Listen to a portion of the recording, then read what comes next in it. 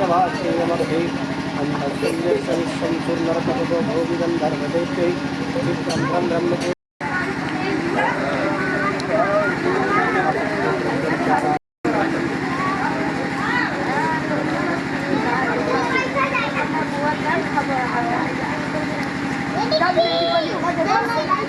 अरे लाइट आई है ना। अरे दादा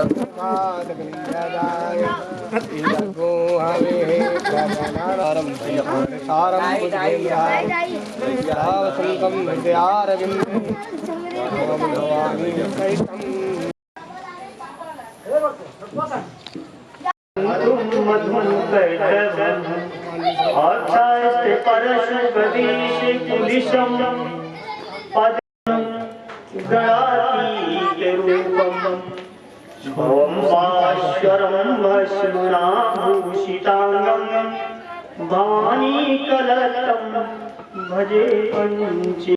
जब हाथ बढ़ाया छूने को जब हाथ बढ़ाया, आँख खुली सब झूठे, मेरा राम न मुझसे रूठे। आँख खुली सब झूठे, मेरा राम न मुझसे रूठे। चाहे दुनिया सारी छूटे, मेरा राम न मुझसे रूठे। चाहे चाहे रूठे, मेरा राम न मुझसे रूठे। जाकर के अपनी सेना एकत्र किया और जीवित होने के बाद देवताओं के ऊपर चढ़ाई कर दिया। पुनः देवताओं का सारा राज्य छीन गया। स्वर्ग पे दैत्यों का फिर से अधिपत्य हो गया, फिर से राजा।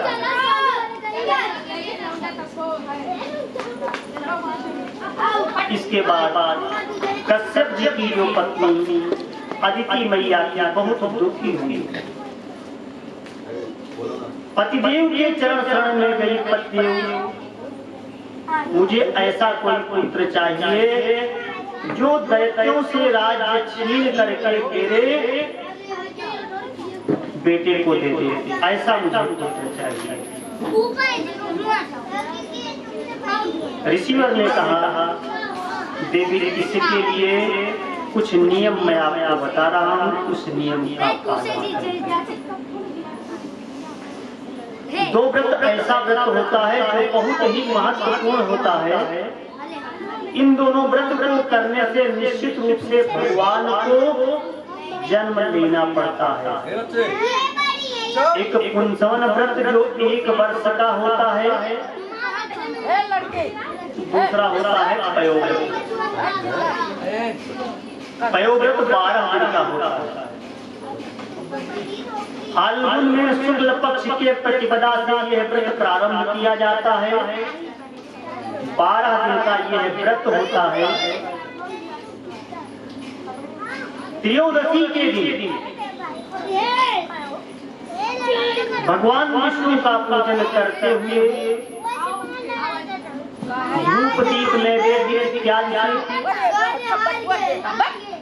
हवन करते हुए चरु के द्वारा, पायस के द्वारा भगवान का भोग लगाया जाए, हवन किया जाए, ब्राह्मणों को खीर और पूरी खिलाया जाए।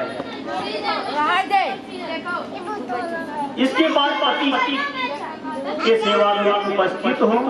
पति और पत्नी दोनों पुंसवन और पयोव्रत कर सकते हैं।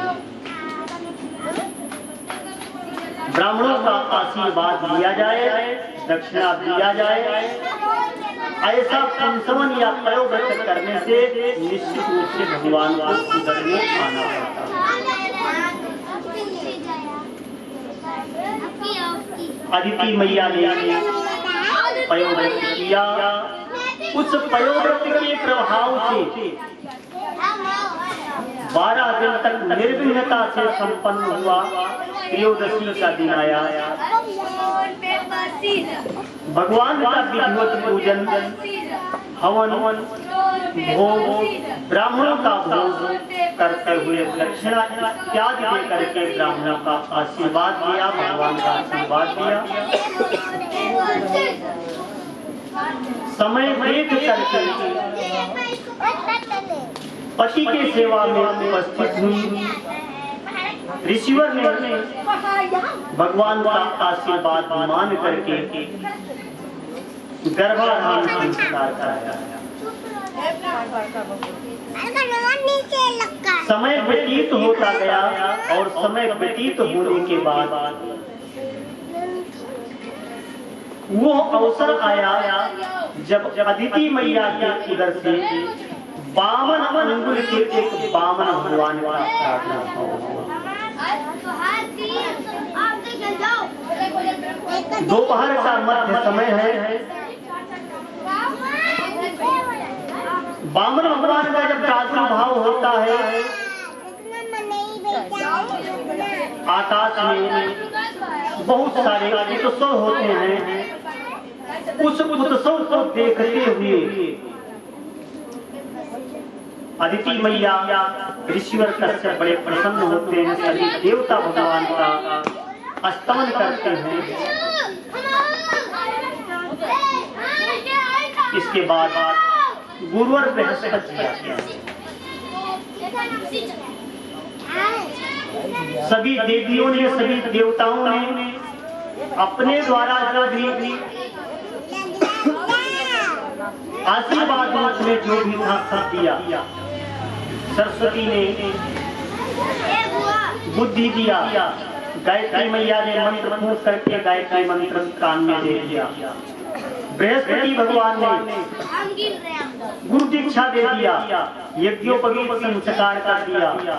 छत्र दिया, चंवर दिया, हाथ में कमंडल दे दिया, भिक्षा का पात्र भी दे करके खड़ाउल भी दे दिया।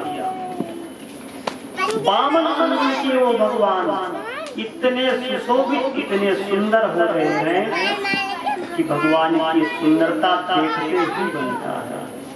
यद्यपि भगवान कोटि कोटि कंदर पर रमणीय, भगवान के अंगों की तुलना अगर की जाती है तो किससे की जाती है? कमल से। कमल नयन राम, कमल चरण राम, कमल शरण राम, कमल नयन कमल चरण कमल शरण राम। भगवान के अंगों की तुलना वामन भगवान का जब प्रादुर्भाव होता है सभी देवता अपने अपने आशीर्वचन को देते हुए बृहस्पति भगवान ने कहा कि ये संपूर्ण राज्य ला करके मेरे चरणों में रख दो। वामन भगवान ने कहा ये संपूर्ण राज्य मुझे दान में या कैसे कौन देगा? बृहस्पति जी ने कहा कि नर्मदा के किनारे एक राजा बलि यज्ञ कर रहे हैं, उनके पास जाओ। इस समय तीनों लोग के राजा बलि हैं। वामन भगवान ने कहा ऐसा तो संभव नहीं है कि सब कुछ दे देंगे मुझे। कहा एक बार जाके देखो तो। वामन भगवान गुरु के आदेश को लेकर के बड़े धीरे धीरे वामन के होकर के और अपने पैर को आगे बढ़ा रहे हैं। जैसे ही वामन भगवान एक पैर को रखते हैं पृथ्वी वहां पे नीचे हो जाती है और जिधर का पैर उठाते हैं पृथ्वी ऊपर हो जाती है। क्योंकि पृथ्वी वामन भगवान की पत्नी है। अपने पति का स्पर्श करते हुए लगता है कि वामन भगवान किसी झूले में चल रहे हैं। पृथ्वी डगमगा रही है। चलते हुए वामन भगवान नर्मदा नदी के किनारे यज्ञ हो रहे उस राजा बलि के यज्ञशाला के बाहर ही पहुंचते हैं। राजा बलि करके खड़े हो जाते हैं। ये तो कोई ऋषियों का समूह आ गया। ऋत्विकों के साथ ब्राह्मणों के साथ राजा बलि अपने यज्ञशाला से बाहर निकलते हैं। वामन भगवान के रूप माधुर्य लावण्य और सुंदरता को देख करके राजा बलि मोहित हो जाते हैं, प्रणाम करते हैं। ब्राह्मण देवता प्रणाम। आपको देख करके मेरा मन कहता है कि आपका हम विवाह कराते हैं। आपकी सुंदरता इतनी है, बामन अंगुल के आप हैं। आपकी सुंदरता को देख करके मेरा मन करता है कि आपका विवाह कराते हैं। आप एक बार स्वीकार कर लीजिए। बामन भगवान ने कहा विवाह करेंगे तो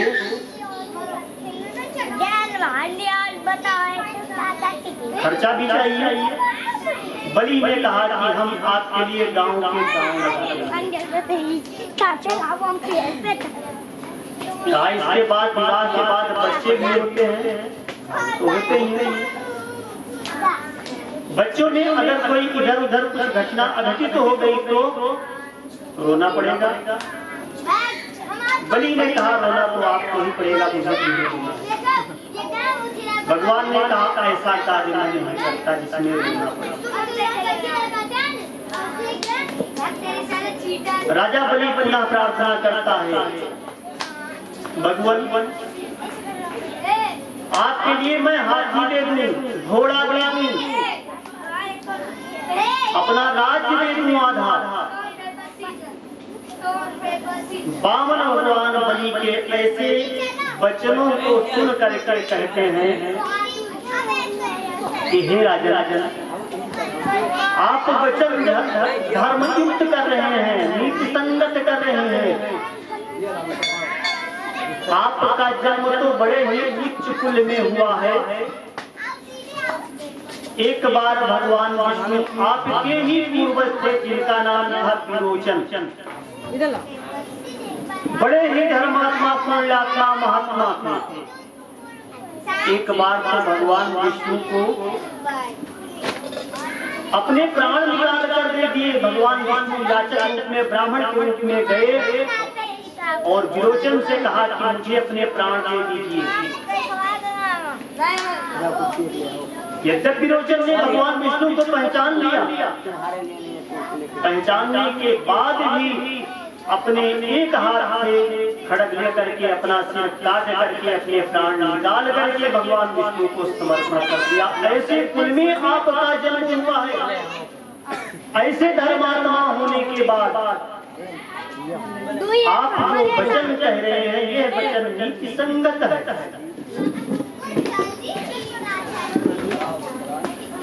देखो देखो आपके ही पूर्वज हैं। प्रहलाद को देखो, हिरण्यकश्यपु को देखो। इस प्रकार से सबके पूर्वजों का व्याख्यान और पढ़ाई करते हुए बामन भगवान कहते हैं कि हम तो ब्राह्मण ही हैं, मुझे कोई गांव नहीं चाहिए, हाथी घोड़ा राज्य वैभव कुछ भी नहीं चाहिए। यदि आपको देने की इच्छा है तो मुझे 3 पग पृथ्वी दे दीजिए। मैं संतोषी ब्राह्मण हूँ।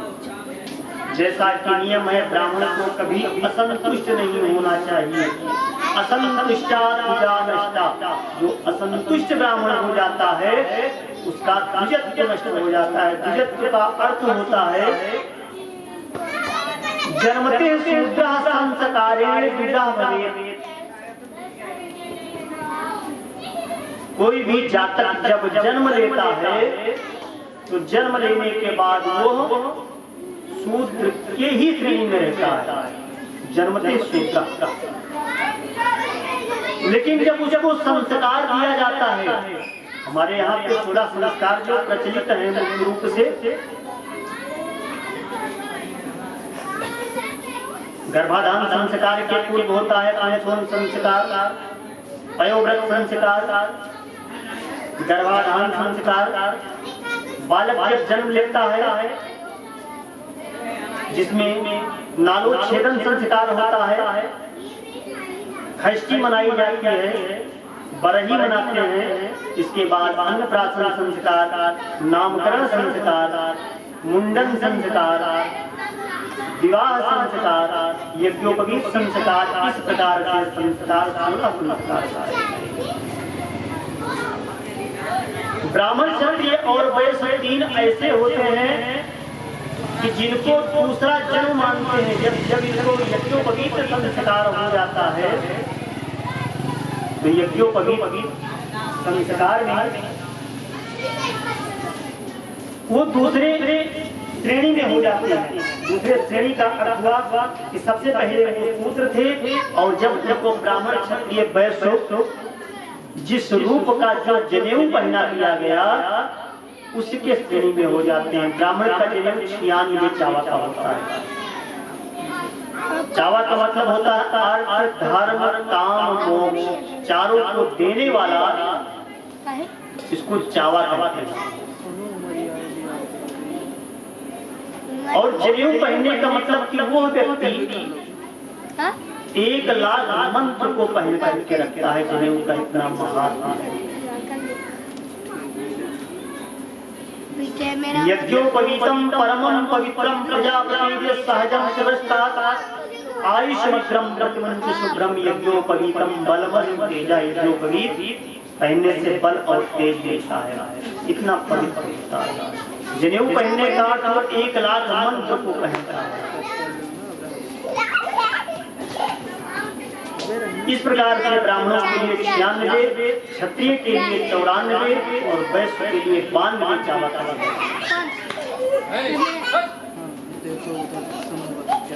जब वामन भगवान कहते हैं मुझे तो सिर्फ 3 पग पृथ्वी चाहिए और कुछ नहीं चाहिए। यज्ञशाला में बैठे हुए शुक्राचार्य देखते हैं 3 शब्द कई बार आया। एक बार विष्णु भी इस रूप में आए थे तो एक बार 3 पग में उन्होंने संपूर्ण विश्व को नाप लिया था। कहीं ये भगवान विष्णु ही तो नहीं है। वामन भगवान बार बार कहते हैं कि मैं 3 पग पृथ्वी लूंगा लेकिन ऐसे नहीं लूंगा, मैं संकल्प कराऊंगा। राजा बलि कहता है लेना 3 पग पृथ्वी। बात करते हो इतने बुद्धिमान जैसे, लेकिन बुद्धि बहुत बालकों जैसी है। फिर भी राजा बलि तैयार हो गए। ठीक है, संकल्प कर लीजिए। बोलो वृंदावन बिहारी राम की। जब संकल्प करने को तैयार हुए इतने में शुक्राचार्य एक कीट का रूप बना करके छोटा सा, तो पहले जो संकल्प किया जाता है, पहले जो होता था एक गड़वी होता था लोटा, उस लोटा में जैसे चाय की केतली होती थी ऐसे एक टोटी जैसी लगी होती थी। और नियम है कि संकल्प में जल होना चाहिए, तुलसी का पत्ता होना चाहिए, सुपारी होनी चाहिए, दूर्वा होनी चाहिए।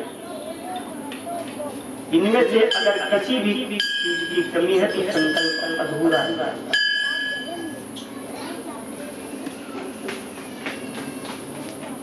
वामन भगवान अपने हाथ में वो गड़वी ले लेते हैं और गड़वी लेकर के राजा बलि पत्नी विंध्यावली के साथ में संकल्प करते हैं।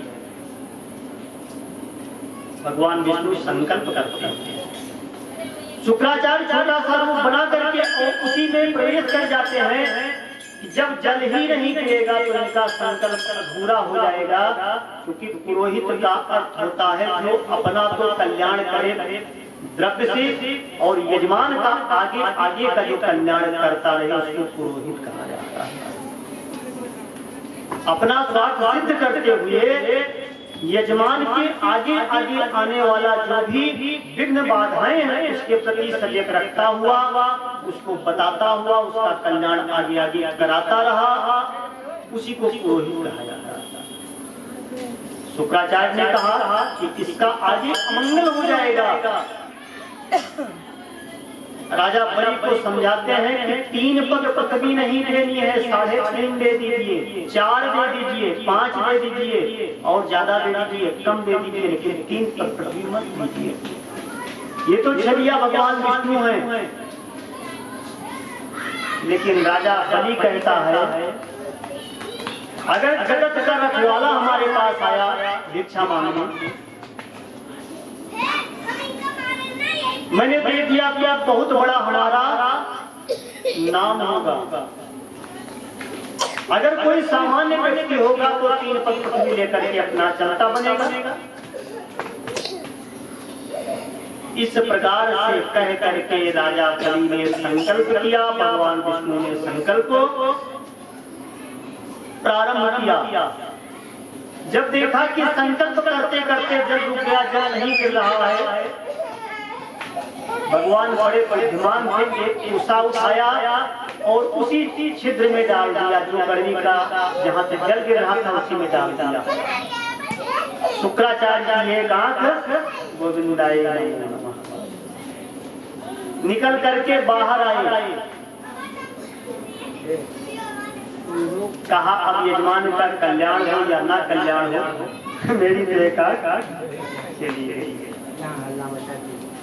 वामन भगवान ने संकल्प किया। संकल्प करने के बाद सबके देखते देखते वामन भगवान ने अपने दाहिने पैर को इतनी तेजी से बढ़ाया, 14 लोग नीचे के 7 लोग तल वितल अतल सुतल तलातल रसातल महातल पाताल, ऊपर के 7 लोग भूहलोक भुवहलोक स्वरलोक महलोक जनलोक तपलोक सत्यमलोक।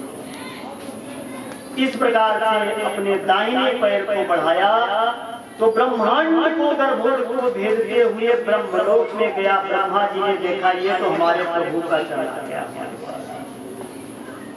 दौड़ करके ब्रह्मा जी ने भगवान विष्णु के उस 52 रूप के पैर को अंगूठे को धो करके अपने कमंडलू में रख लिया। जब अपने कमंडलू में रख लिया, कहा ये समय के अनुसार यही गंगा जी बनेगी। वामन भगवान उधर से दूसरा पैर बढ़ाते हैं, नीचे वाला, नीचे के 7 लोगों को पार करता हुआ पाताल लोक में जाता है। वामन भगवान ने कहा कि मैंने 2 लोक में संपूर्ण ब्रह्मांड को नाप लिया, अब बताइए तीसरा कर्म हमारा। तो जैसा कि एक नियम है, जब अपनी बुद्धि काम ना करे तो पत्नी से परामर्श लेना चाहिए, होता है ना। मुस्कुराती हुई दाहिने हाथ में सोने का कलश लेकर के आम्र पल्लो रख करके उस पे पानी वाला नारियल रख करके कटाक्ष करती हुई विंध्यावली आती है। अपने पति राजा बलि के तरफ संकेत करती हुई पतिवर भगवान से पूछिए कि दान बड़ा होता है कि दानी बड़ा होता है।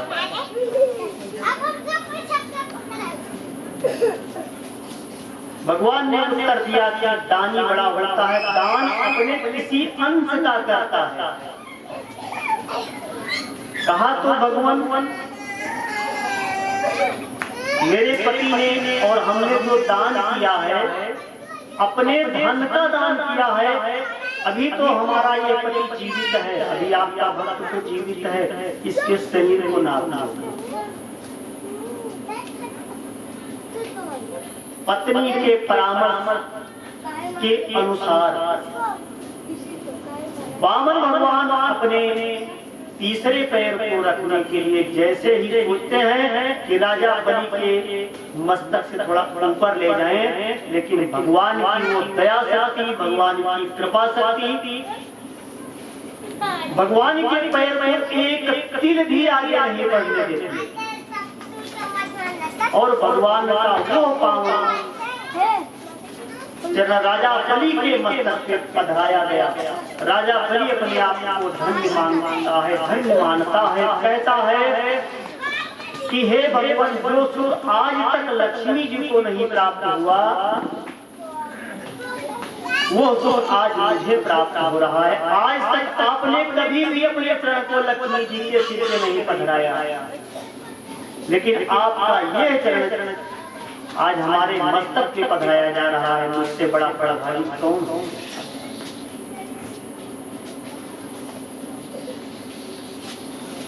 इस प्रकार से भगवान ने दो पैर में संपूर्ण ब्रह्मांड और तीसरे पैर में राजा बलि का शरीर दिया।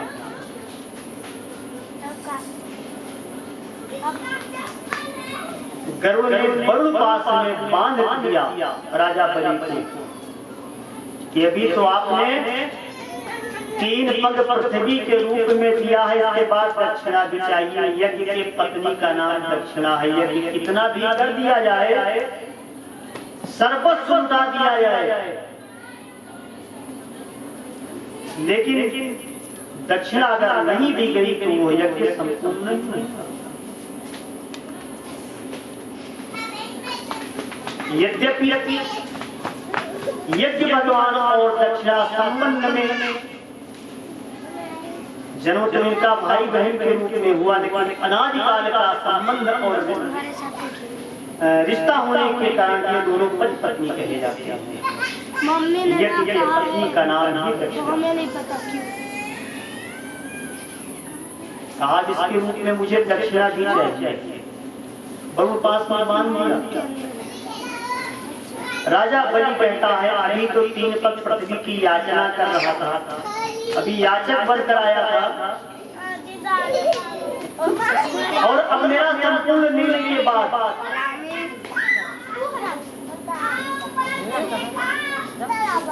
फिर अब कह रहा है कि दक्षिणा भी चाहिए। भगवान ने अपने कृपा शक्ति से बलि को उस दक्षिणा से मुक्त किया और कहा, अब तुम मेरा हो गया।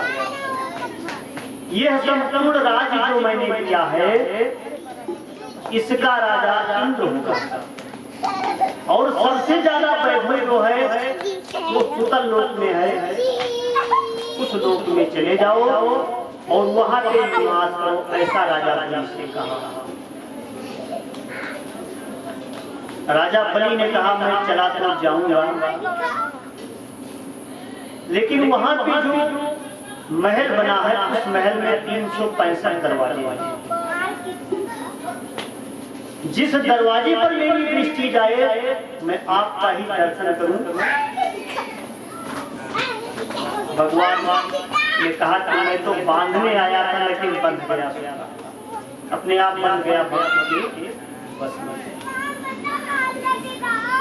भगवान ने तथास्तु कहा।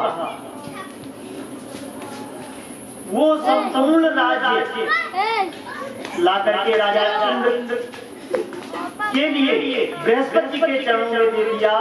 ये मैंने ला करके संपूर्ण राज्य आप के चरणों में समर्पण किया। आप इसको जैसा चाहे करें। मार खाओगे ना तो पता चलेगा। बृहस्पति ने वो राज्य राजा इंद्र को दे दिया। राजा बलि को शुक्र का राज्य दे दिया। वामन भगवान चतुर्भुज रूप में जाकर के सुतल लोक में निवास करके राजा बलि की प्रतीक्षा करते हैं कि राजा बलि किस मार्ग से, किस दरवाजे से बाहर निकलेगा। जिस दरवाजे से निकले मुझे उसको दर्शन देता।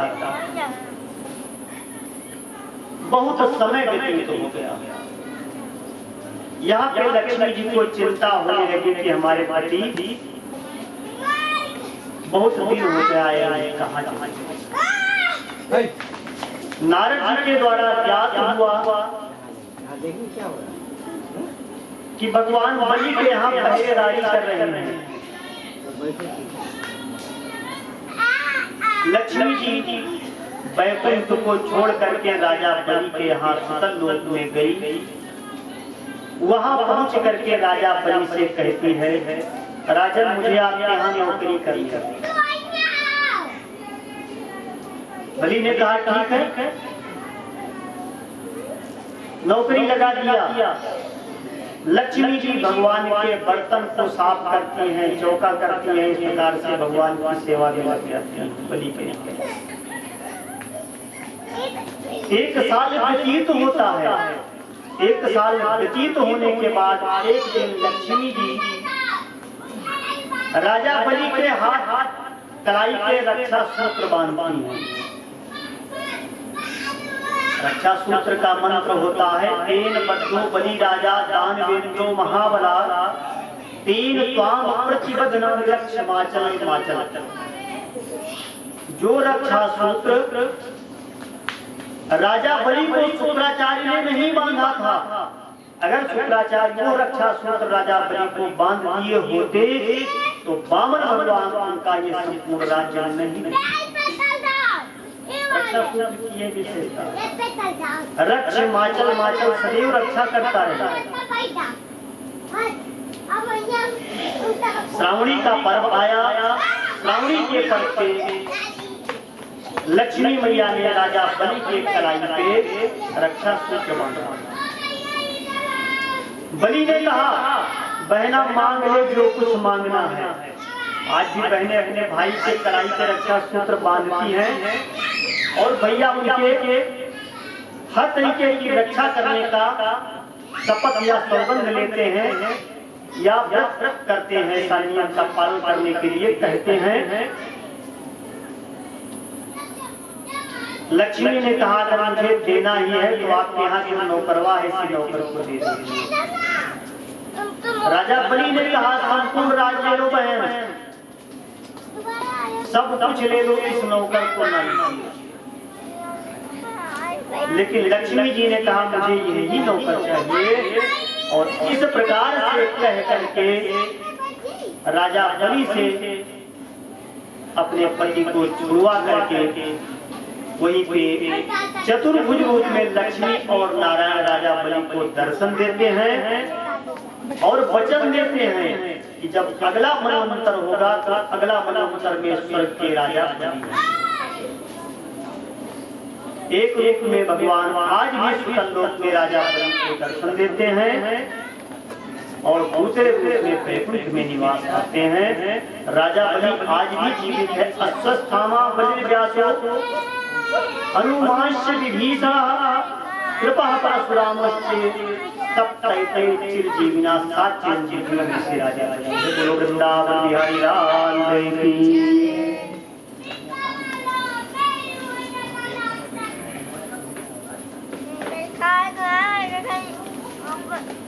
हरि वामन का रूप बनाए बलि राजा के द्वारे आए।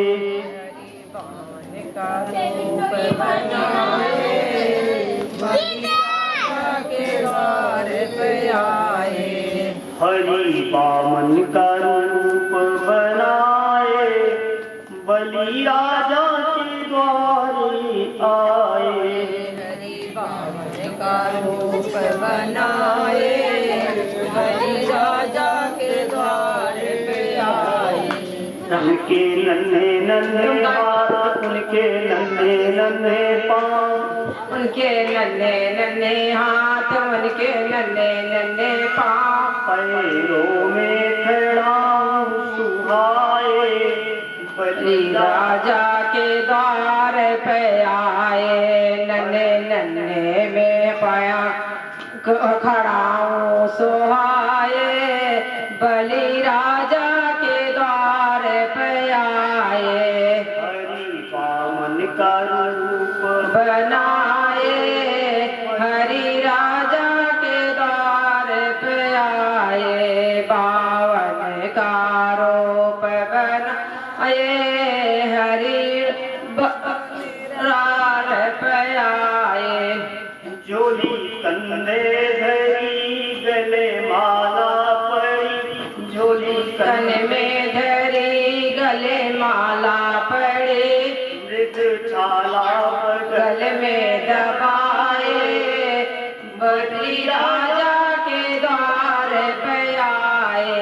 तन में मृग छाला दबाए बलि राजा के द्वार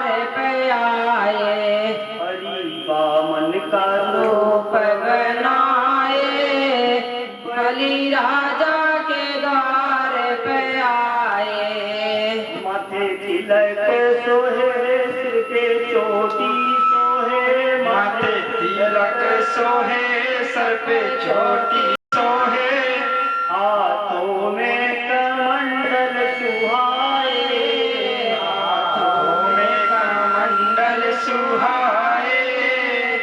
बलि राजा के द्वार पे आए, हाथों में कमंडल सुहाए, बलि राजा के द्वार पे आए।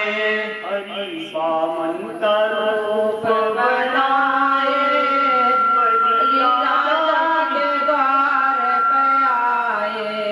राम बिहारी लाल की जय।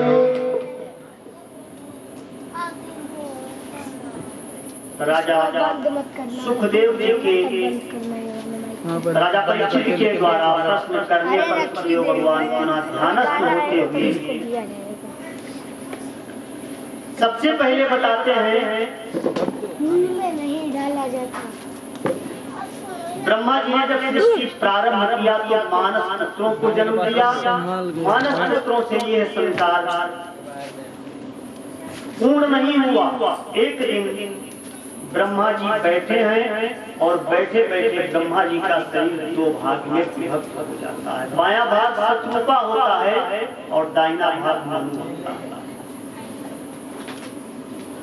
तब से मैथुन सृष्टि अर्थात पति और पत्नी के द्वारा संतान पैदा होने का कार्य प्रारंभ होता है। मनुपुत्रों में एक राजा हुए जिनका नाम था राजा सरियाद। बड़े ही भगवत भक्त, धर्मनिष्ठ, ब्राह्मणों का सम्मान करने वाले। एक दिन राजा सरियाद के मन में आया कि पास में ही एक ऋषिवर निवास करते हैं जिनका नाम है महर्षि च्यवन। उनके पास हम चले, आश्रम में थोड़ा समय निवास करें, उनका आशीर्वचन लेकर के फिर हम वापस करें। राजा सरियाद अपने परिकर को साथ में लिया, परिवार को साथ में लिया, सेना को साथ में लिया, घोड़े हाथी इत्यादि साथ में लेकर के राजा सरियाद महर्षि च्यवन के आश्रम वहां पहुंच करके महर्षि का दर्शन करते और दर्शन करने के बाद लोग विश्राम करते हैं। कुछ भजन गान इत्यादि में लोग निमग्न हो जाते हैं। राजा सरियाद की एक बेटी है जिसका नाम है सुकन्या। बालहट के कारण वो सुकन्या भी नहीं देखती, देख रही है एक बामी। बामी का मतलब कीमट या कीमट होता है। महर्षि च्यवन का शरीर ध्यानस्थ है और ध्यानस्थ होने के बाद उनके शरीर में दीमक लग गया और दीमक जैसा हो गया उनका शरीर। उसी चीज से उस बीमट में नेत्रों की ज्योति प्रकाशमान हो रही है, दिखाई दे रही है बालहट के कारण। सुकन्या ने तो कांटे तोड़े और कांटे तोड़ करके उस बीमट में दोनों जो जुगनू जैसे टिमटिमा रही थी ज्योति, उनमें कांटे चुभो दिए। रक्त की धार निकल पड़ी। जब रक्त की धार निकल पड़ी, आवाज आई हाय हाय हाय। कन्या डर के मारे वो सुकन्या वहां से ऋषिवर ने राजा सरियाद के जितने भी सैनिक या परिकर के लोग थे सबका शरीर अस्वस्थ हो गया। राजा सरियाद दौड़ करके महर्षि के चरणों में गए कुछ उत्तर नहीं मिला। अपने सेनाओं में परिक्रम में सबसे पूछा, किसी से कोई अपराध तो नहीं हुआ? सबने कहा मेरे से कोई अपराध नहीं। सुकन्या बताती है, मुझसे छोटा सा अपराध हो गया है। जो बामी है या बीमट है, वहां पे तो ज्योतियां जल रही थी। मैंने बाल हट के बाल स्वभाव के कारण 2 कांटे तोड़े और उनमें जाकर के उसको छुड़ो दिया। रक्त की धार निकल पड़ी। शरियाती जाकर के अनुनय विनय करते हैं, हमसे बहुत बड़ा अपराध हुआ, क्षमा कर दीजिए। उस बीमट या उस बामी से एक आवाज आती है, इस जंगल में मेरा साथी कौन होगा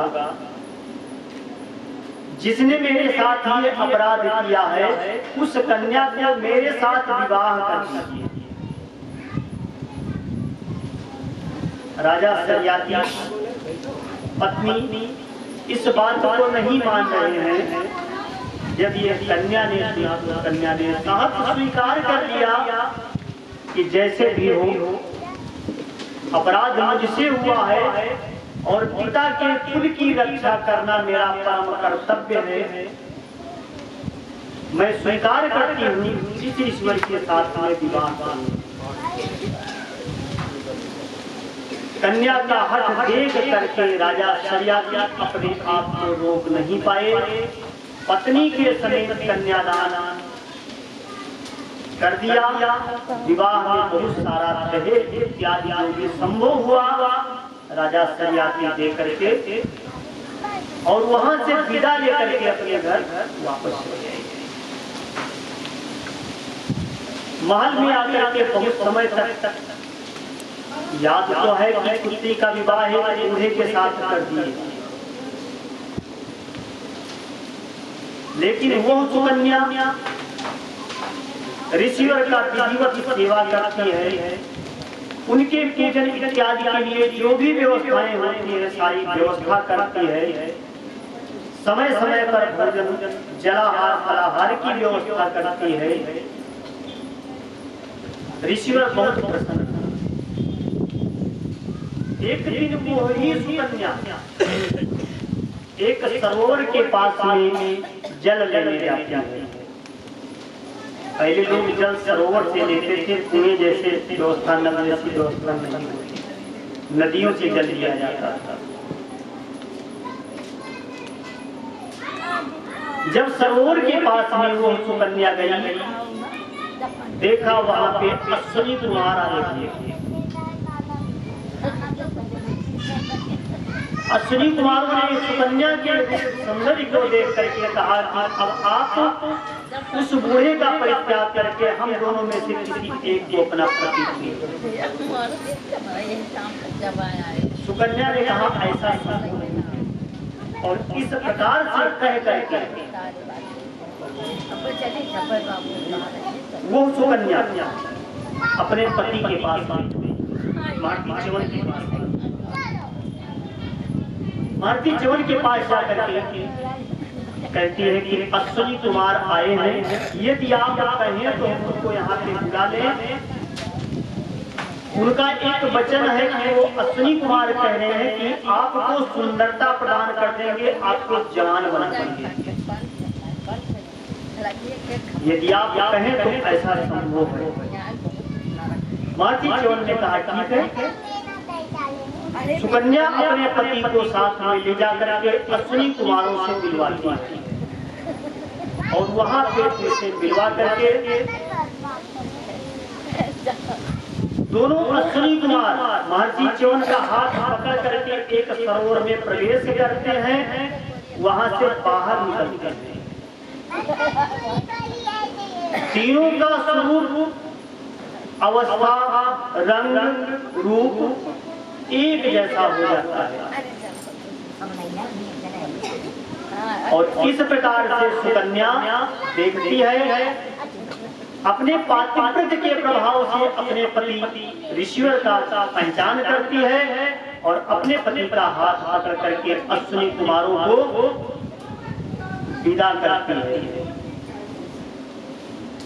अश्विनी कुमारों को जब विदा किया, महर्षि च्यवन ने कहा कि आप लोग वैद थे, यज्ञ में आपको भाग नहीं मिलता था, लेकिन मैं आपको यह वचन देता हूं कि यज्ञ में आपको भाग मिलेगा।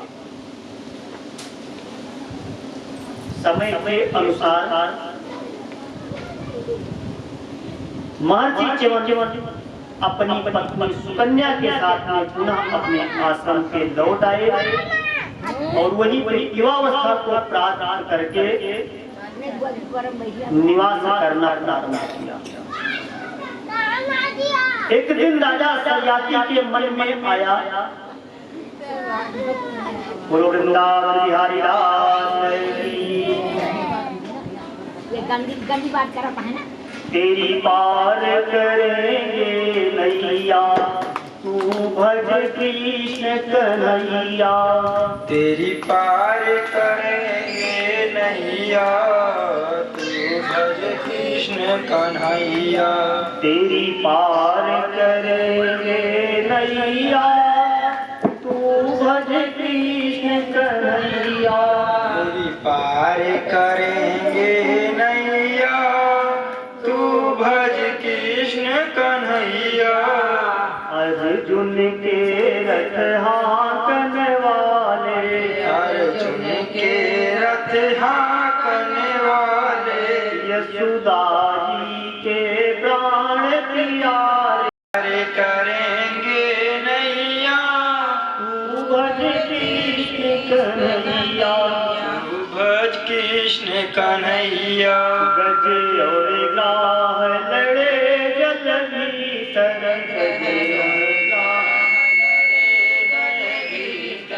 गज की टेर सुनी रघुबर, गज की टेर सुनी रघुबर।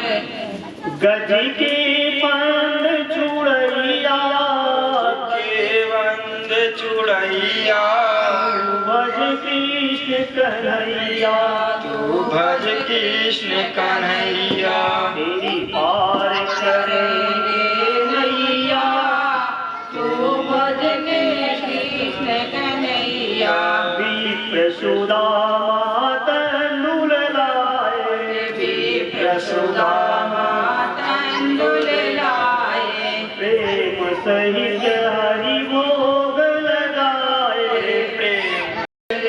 तुरंत बढ़ायो चीर की देरी, तुरंत बढ़ायो चीर की देरी। भक्तन के लाज बचैया, भक्तन के लाज बचैया। तू भज कृष्ण कन्हैया। की जय हो। इस प्रकार का राजा सयाती एक दिन जाते हैं कि अपनी पुत्री का कुछ कुशल क्षेम पूछा। मैंने आपका विवाह एक बूढ़े के साथ में कर दिया और ये जवान आपके साथ में कौन बैठा है? सुकन्या ने कहा कि पिताजी क्षमा करिएगा, हमारे ये वही बूढ़े पति हैं, महर्षि च्यवन ही है, दूसरा कोई नहीं है। मैंने आपके कुल को कलंकित नहीं किया, सारा रहस्य बताया।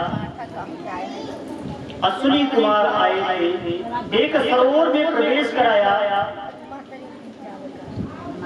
और एक अवलेह बना करके दिया जिसको प्रास कहा जाता है, जिसके प्रभाव से हमारे पति पुनः जवान हुए। बड़ा प्रसन्न हुए और महर्षि च्यवन ने राजा सयाती अर्थात अपने ससुर जी से कहा कि हमारे पास धन की व्यवस्था तो है नहीं, आप एक राजा हैं, मैंने अश्विनी कुमारों को वचन दिया है कि मुझे जब आप युवा अवस्था प्रदान कर देंगे, यज्ञ में हम आपको भाग दिलाने का कार्य करेंगे। इसके पूर्व अश्विनी कुमारों को यज्ञ में भाग नहीं मिलता था। महर्षि च्यवन ने अपने ससुर राजा सरियाती के द्वारा एक यज्ञ कराया, जिसमें अश्विनी कुमारों को भी सोमरस पान का अधिकारी बनाया और तब से अश्विनी कुमारों को भी यज्ञ में भाग मिलने का कार्य प्रारंभ हुआ। आज भी उनको यज्ञ में भाग मिलता है। बोलो वृंदावन बिहारी लाल की। इस प्रकार से इन्हीं वंशज में नभक जी हुए, नभक के नाभाग हुए और नाभाग के ही वंश परंपरा में अम्बरीश जी का प्रादुर्भाव हुआ है। अम्बरीश जी बड़े ही भगवत भक्त हैं, एकादशी का व्रत करते हैं। एक दिन दुर्योधन के कहने पर परीक्षा लेने के लिए दुर्वासा ऋषि आ जाते हैं परीक्षा लेने के लिए, और अकेले नहीं आते, 1000 शिष्य मंडली के साथ आते हैं। उस समय पांडवों का वो वनवास का समय चल रहा था। उस वनवास के समय में दुर्वासा जी आए और कहा मुझे भोजन करना है शिष्य मंडली के साथ, जब तक हम स्नान करके आते हैं तब तक आपका भोजन तैयार है। इधर द्रौपदी जी को एक बटलोही मिली थी। उस बटलोही का प्रभाव था कि जो भोजन बनाता था जब तक वो भोजन ना कर ले तब तक उसका भोजन अच्छा नहीं होता था, समाप्त नहीं होता था। ये उस समय आए जब उनका भोजन समाप्त हो चुका था, भोजन हो गया।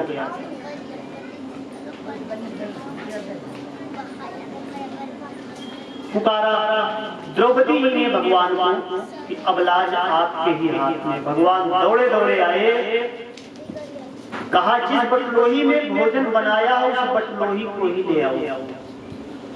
जैसे ही वो बटलोही लाती है, भगवान ढूंढ करके उसी में से खोज करके साग का एक छोटा सा भाग उठा करके भोग लगा देते हैं।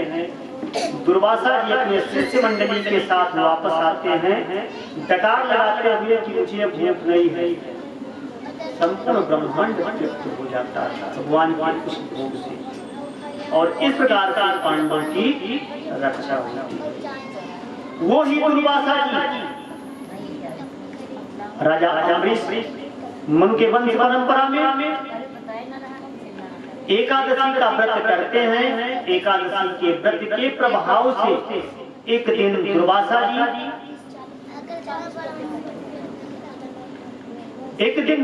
जी परीक्षा के लिए आते हैं। एकादशी का व्रत है, निर्विघ्नता से संपन्न हुआ। दूसरे दिन द्वादशी का पारण करना है। दुर्वासा जी कहते हैं अम्बरीश से कि आज हम आपके यहाँ भोजन करेंगे शिष्य मंडली के साथ। ये कह करके संध्या बंदन स्नान इत्यादि करने के लिए नदी के किनारे जाते हैं। दुर्वासा जी अम्बरीश जी एकादशी का व्रत करने के बाद द्वादशी भी निकलने वाली है, त्रयोदशी लगने वाली है। मनीषियों से परामर्श करते हैं कि मुझे क्या करना चाहिए।